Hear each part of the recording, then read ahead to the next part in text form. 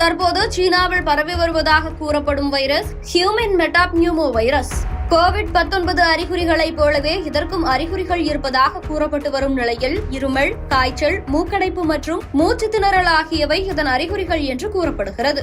இந்த வைரஸ் பாதித்த நோயாளிகள் மருத்துவமனைகளில் குவிந்திருக்கின்றனர் என்று இது தொடர்பான வீடியோக்கள் மற்றும் புகைப்படங்கள் சமூக ஊடகங்களில் வைரலாகி வருகின்றன.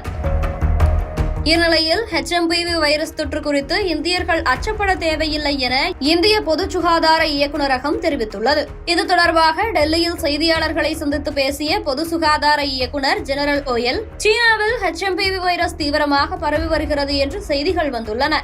நாங்கள் அப்படி நினைக்கவில்லை.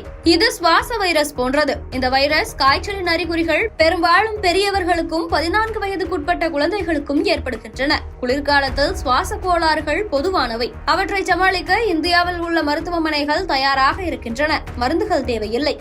ஏனெனில் இதற்கு எதிராக வைரஸ் எதிர்ப்பு மருந்துகள் எதுவும் இல்லை. சீனாவில் பரவும் HMPV வைரஸ் தொற்று குறித்து இந்தியர்கள் அச்சப்பட தேவையில்லை. இது சாதாரண காய்ச்சலை ஏற்படுத்தும் வைரஸ் தான். இந்தியாவில் இதுவரை யாருக்கும் இந்த தொற்று பாதிப்பு ஏற்படவில்லை என்று விளக்கம் அளித்திருந்தார்.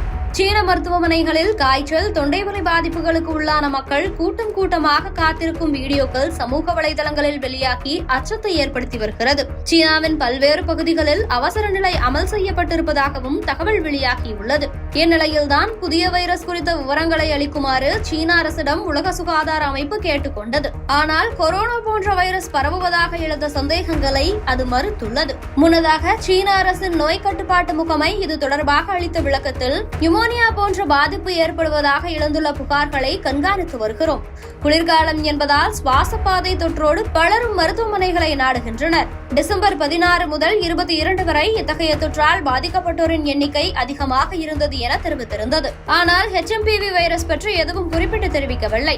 அதேபோல சீனாவோ அல்லது உலக சுகாதார அமைப்பு உள்ளிட்டவையோ இதுவரை அதிகாரப்பூர்வ அறிக்கை எதையும் வெளியிடவில்லை என்பதும் குறிப்பிடத்தக்கது.